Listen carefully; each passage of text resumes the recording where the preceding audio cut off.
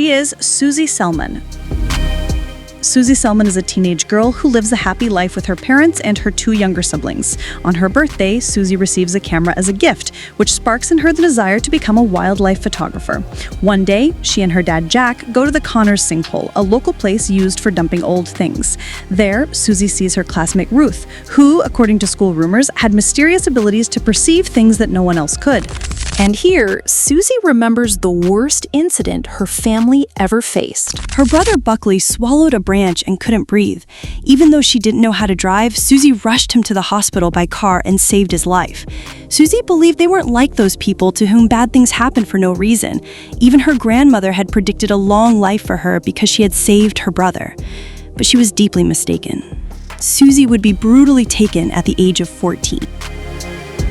Before the tragic event, she's with her family at a shopping mall when she sees Ray, an older boy from school she likes. Her grandmother encourages her to express her feelings, but Susie hesitates because she lacks confidence in how to kiss. She's so distracted watching Ray that she doesn't notice a man from her neighborhood is watching her. In fact, Susie doesn't know it, but she once took a photo of him while he was talking about his flowers. Susie had meant to photograph the bushes, but he suddenly appeared in the frame. One day, Susie joins her father to build model ships. Jack tells her that hobbies are important because they teach you to finish what you start. He says she should never stop until something turns out right, no matter how long it takes. Another day, Susie uses up all her 24 rolls of film taking pictures of everything. When she asks her mother, Abigail, to have them developed, she gets upset because it would be too expensive. However, her father, always affectionate with her, suggests they develop 1 roll each month. Before Susie leaves for school, Abigail gives her a winter hat she knitted for her. Although Susie doesn't really like it, she reluctantly puts it on. Susie and her sister, Lindsey, head to school, unaware that someone is watching them from a window. At school, Ray approaches Susie for the first time, and a connection quickly sparks between them. Ray compliments Susie's beauty and, without her noticing, slips a letter into one of her books. It seems like they're about to kiss, but they're interrupted when a teacher scolds Ruth for drawing a naked woman. Nonetheless, Ray invites Susie to meet him at the mall kiosk next Saturday. After school, Susie feels very happy, excitedly thinking about her date with Ray. At dusk, she takes an alternate path through a large cornfield on her way home. By accident, she drops her book, and Ray's hidden note slips out and is carried away by the wind. The note drifts toward a man who tries unsuccessfully to catch it. This man is George Harvey, the enigmatic neighbor of the Salmons, who has secretly been watching Susie. Although he seems friendly, Susie remains cautious and keeps her distance. Harvey tells her that he just built something he thinks the neighborhood kids will love and wants her opinion. Driven by curiosity, Susie follows Harvey to a hidden trapdoor that leads to a bright room beneath the cornfield. Harvey tells her he thought it would be a nice place for kids to hang out and encourages her to go down. As Susie and Harvey enter the underground room, Susie's family gathers for dinner, expecting her to arrive. Abigail begins to worry about her daughter's delay, while Jack promises to talk to Susie about being punctual and cautious when she gets back. In the underground room, the place initially impresses Susie, but she soon begins to feel afraid and apologizes, saying she needs to leave. However, Harvey suddenly changes his demeanor, demanding that she not be rude. He offers her a drink aggressively and insists she stay, assuring her he won't hurt her. Fearing the worst, Susie tries to escape, but Harvey grabs her violently. She kicks him in the face and runs desperately out of the cornfield. At the same time, Ruth finds Ray's note carried by the wind and sees Susie running away, terrified. Meanwhile, Susie's parents call the police, but Jack can't wait for them to arrive, so he goes out to search for his daughter. Terrified, Susie runs down an empty street and sees her father looking for her. She calls out to him, but to her surprise, he doesn't seem to hear her. She runs toward her house and upon entering, hears her mother talking to the police, but the house feels empty. She enters a room and sees a man sitting in a bathtub, surrounded by muddy, scattered objects. Suddenly, something catches her eye. Her bracelet, hanging from the faucet. She reaches out to grab it, but in that moment, the man turns his head. It's Harvey. Terrified, she lets out a scream. That's when she realizes the truth. She's gone, killed, now trapped in a space in between, not alive on Earth, but not yet ascended to heaven. Despite the film's supernatural elements, there's something about it that feels terrifyingly real. And that's because the story is partly inspired by 2 very real events. The first is the personal experience of Alice Sebold, the author of the novel the film is based on. Which is why she was assaulted in the 1980s while studying at Syracuse University. The assault was brutal and left a deep mark on her life, which greatly influenced the story of the Lovely Bones. Years later, an African-American man was convicted of the crime and spent 16 years in prison. But later, it was discovered that he was innocent and was exonerated. His conviction was the result of an unreliable identification by Alice and serious negligence by the authorities.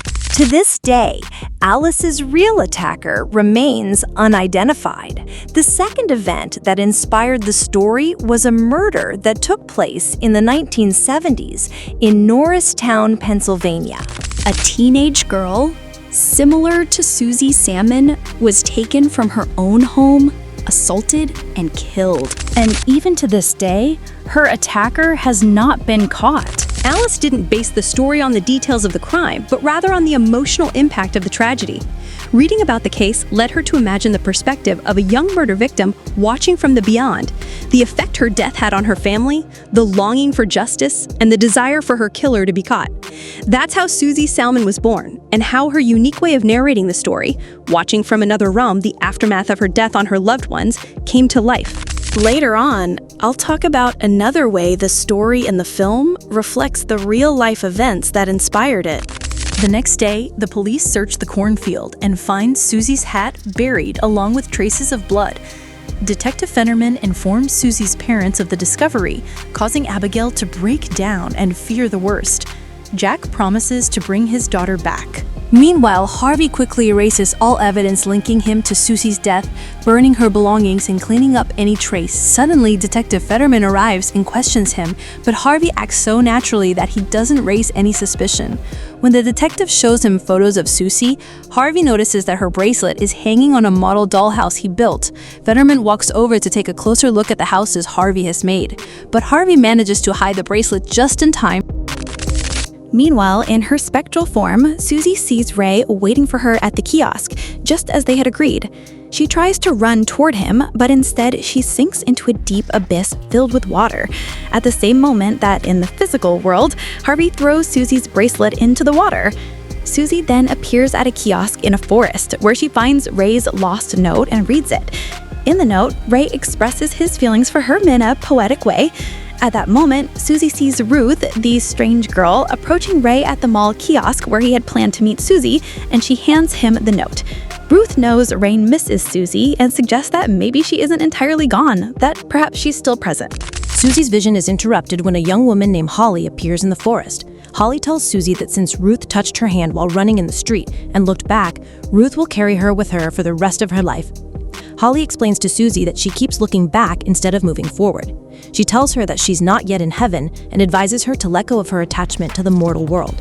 Holly reminds her that she's dead and that she needs to move on. Over the following months, Harvey begins to feel safe, thinking that everyone just wants to forget what happened. He finds comfort in the fact that no one suspects him. But there's one thing Harvey doesn't understand: how deeply a father can love his daughter. Jack continues searching for Susie tirelessly.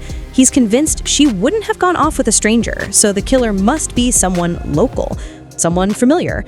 Desperate, he suggests one name after another to Detective Fennerman, but without any solid evidence linking any of them to the crime. Seeing Jack's desperate attempts, Abigail, consumed by guilt, grows disheartened and wishes he would stop. Detective Fennerman advises Jack to get help for his wife to cope with the situation, and Jack calls Abigail's mother, who takes over the household to lend support. One day, while Lindsey is walking Holiday, the family dog, near Harvey's house, the dog suddenly starts barking nonstop. Harvey comes out to greet Lindsey, then goes back inside, leaving her suspicious. Moments later, Harvey watches Lindsey from his window, revealing that his predatory impulses are beginning to resurface. Trapped between heaven and earth, Susie keeps watching Harvey, realizing he's looking for his next victim. Harvey can stay calm for a while, reliving a memory over and over, but then the emptiness returns and the urge resurfaces. During the summer, he notices young couples entering the cornfield to be alone, and he starts following and watching them. Meanwhile, the relationship between Abigail and Jack deteriorates as Jack spends all his time in his office, even sleeping there. He also argues with his mother-in-law, who tells him he must learn to live with the loss. Abigail finally decides to leave everything behind. She leaves a note for Jack and moves far away to work in an orchard, sending letters to her children from time to time. One of the central themes of the story is grief and how each person experiences it differently. Although the Salmon family faces the same loss, each member processes it in their own way. Additionally, the circumstances of the death deeply influence how the grieving process unfolds. In normal situations, grief is painful, but over time, people manage to adapt. However, when the death is traumatic, like in Susie's case, the process becomes much more difficult. If the loss is violent, sudden, or surrounded by uncertainty, grief can become complicated. Susie's parents not only face the worst nightmare imaginable, losing a child, but also have to deal with the fact that she was brutally killed and that the person responsible is still free. For a long time, all of this makes the family's grief even more heartbreaking. When grief becomes complicated, that is, when the pain remains intense for a prolonged period and interferes with daily life, certain signs may appear, such as the inability to accept the death, obsessive thoughts about the deceased, isolation, self-destructive behavior, deep depression, and overwhelming guilt. We can see how Jack has fallen into a spiral of obsession and despair. The lack of answers and his sense of powerlessness keep him trapped in an endless search that consumes him to the point of neglecting his own well-being and that of his family. He can't move on because his mind remains fixated on finding the person responsible. Moreover, as a father, he likely carries an unbearable sense of guilt.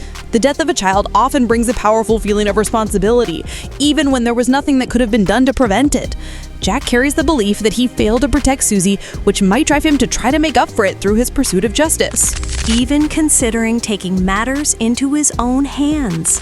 Abigail, on the other hand, reacts in the opposite way. She does not seek justice or answers, but instead chooses to distance herself. Everything that reminds her of Susie hurts too much so that she simply cannot bear it. She distances herself from anything that makes her relive the loss, even her own family.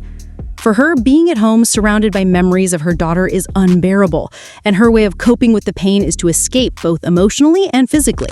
Abigail, on the other hand, reacts in the opposite way. She does not seek justice or answers, but instead chooses to distance herself. Everything that reminds her of Susie hurts too much so that she simply cannot bear it. She distances herself from anything that makes her relive the loss, even her own family. For her, being at home surrounded by memories of her daughter is unbearable, and her way of coping with the pain is to escape both emotionally and physically. Lindsey, on the other hand, faces grief in silence. There aren't many scenes where she openly expresses her pain, but that doesn't mean she feels it any less. Often, teenagers who lose a sibling feel they have to be strong for their parents. Children observe their parents suffering, and without realizing it, they push their own pain to the background. Over time, Lindsey falls in love with an older boy. When the two of them share a kiss, Susie feels a twinge of jealousy, remembering the kiss she never got to have with Ray. Susie keeps watching Ray all the time. She's in the air around him, in the cold mornings he spends with Ruth. And although Ray still thinks of Susie now and then, he starts to wonder if maybe it's time to let her go. Meanwhile, Harvey begins to focus on Lindsey, seeing her as his next victim. He starts carefully planning how to trap her. Jack, determined to uncover the truth about Susie's disappearance, develops her film rolls week after week, until he finds a photo where Harvey subtly appears.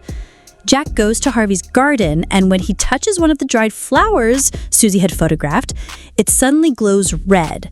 This miraculous event, something only he can see, feels like a message from Susie, pointing to Harvey as her killer. Jack's suspicions grow when he sees Harvey building a wooden structure outside his house, unaware that it's a trap meant for Lindsey. Jack pounds on Harvey's door in anger, nearly getting himself arrested. Detective Finnerman tells Jack he needs to stop, dismisses his accusations against Harvey due to lack of evidence, and advises him to let it go. Jack pretends to agree and thanks Finnerman, but deep down, he's already decided to confront Harvey himself. When Susie sees Jack walking out with a bat, she realizes that even though she never hated anyone in life, now all she feels is hatred. She wants Harvey to die. Frustrated, she turns to Holly and says, "What am I now? The dead girl? The lost girl? I'm nothing." Holly explains that she doesn't control that and Harvey doesn't own her. She can free herself from him, but not like this. Holly assures her that, in the end, she'll understand.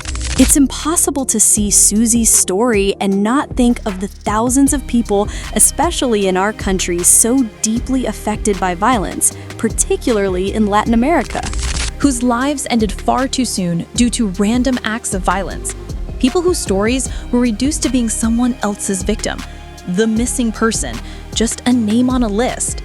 Far too many have suffered this fate, and I can't help but feel a deep sadness and frustration for them, for all they never got to become, for the dreams left unfinished, the hugs never given again, the laughter that was silenced too soon. And honestly, it feels right to dedicate this video to all those who never had the chance to write their own story the way they wanted. To those who became memories far too soon. May their names not fade into oblivion.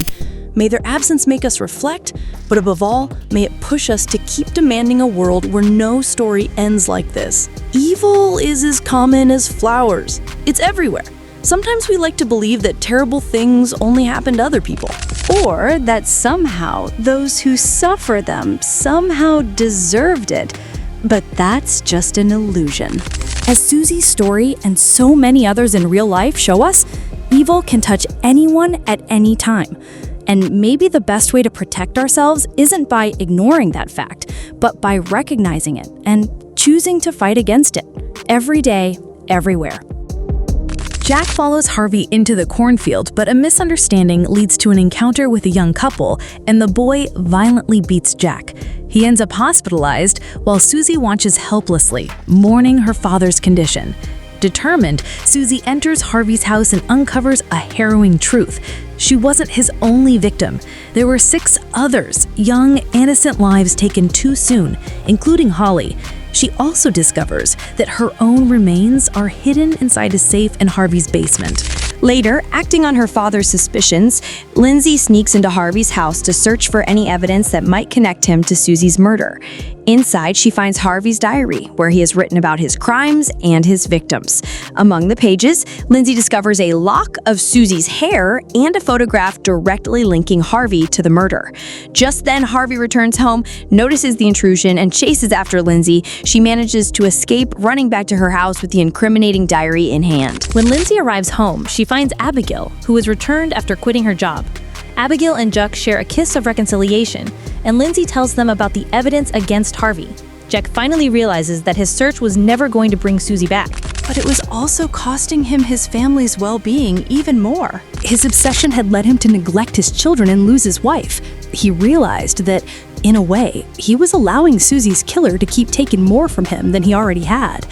As for Abigail, she needed distance to process her grief. At first, the only way she could cope was by running away, because staying meant facing the pain head-on, and that was just too much.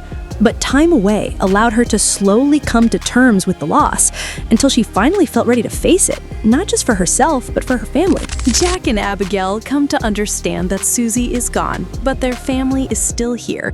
They accept that they can't change what happened, but they can choose what to do with what's left. Sometimes life puts us in situations where we can't have justice and peace at the same time. We have to choose between holding on to the pain or learning to live with the loss.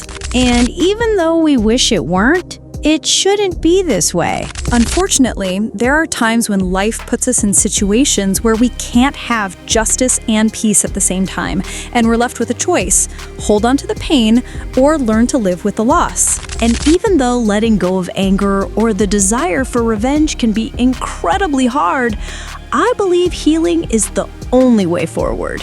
Not just for ourselves, but for those around us too. Meanwhile, Harvey hurriedly packs his things and tries to get rid of the safe containing Susie's remains by dumping it into the Connors sinkhole.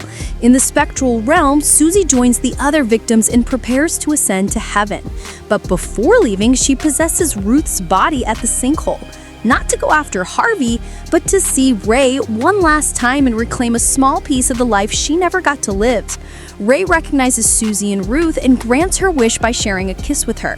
While Susie and Ray share this emotional moment, Harvey drops the save into the pit, which soon gets buried and then disappears. Here we can already see the other aspect of this story that reflects the real-life events it was inspired by, the lack of justice. As I mentioned earlier, neither the killer of the young woman in Norristown nor Alice's attacker were ever identified. They never paid for their crimes, and in the end, they seemed to get away with it. On the other hand, something I really appreciated about this film is that it focused on the life and the loss experienced by the Salmon family. In many action or thriller movies, grief and loss are rushed through. A character dies, and the story quickly shifts toward revenge or justice. But this film didn't offer that kind of neat closure. Instead of focusing on catching the killer, it placed the spotlight on the painful process of healing. Here, grief was the story. And maybe that's why it's hard to watch, because frankly, it's not as comforting as seeing the guilty punished and the case closed. Over time, Jack and Abigail rekindled their love and moved forward together. Lindsey and her partner are expecting a child. Meanwhile, Harvey relocates to a new town, intending to continue his criminal activities. But as he approaches a young girl, karma catches up with him. A falling icicle startles Harvey, causing him to lose his balance and fall into a ravine. His body is shattered on impact, and he dies instantly. Grief changes us in irreversible ways. It can break us, force us to gather the pieces, and rebuild ourselves with what remains. You're no longer the same person you were before, but you have to learn how to move through the world as this new version of yourself. Jack and Abigail were never the same again, but they managed to find a new path together through the emptiness Susie left behind. And in the end, that's what it means to accept loss. Not to forget it, not to stop feeling it, but to learn how to live with it without letting it consume us. In the end, Jack and Abigail strengthened their love through pain, and Ray and Ruth formed a bond that likely grows into something more than friendship. And these are the lovely bones, Susie's lovely bones, the ties that remained after she was gone. Connections that, though fragile or born out of deep pain, gave way to something beautiful.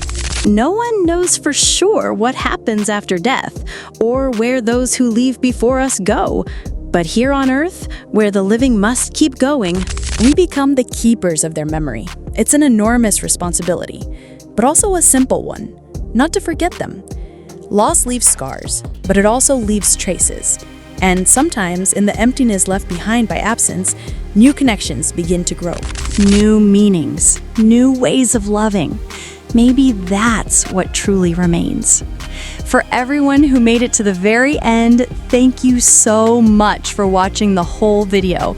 I really appreciate all your support, and if you haven't subscribed to my channel yet, please do it now. It would mean the world to me. That's it. Bye!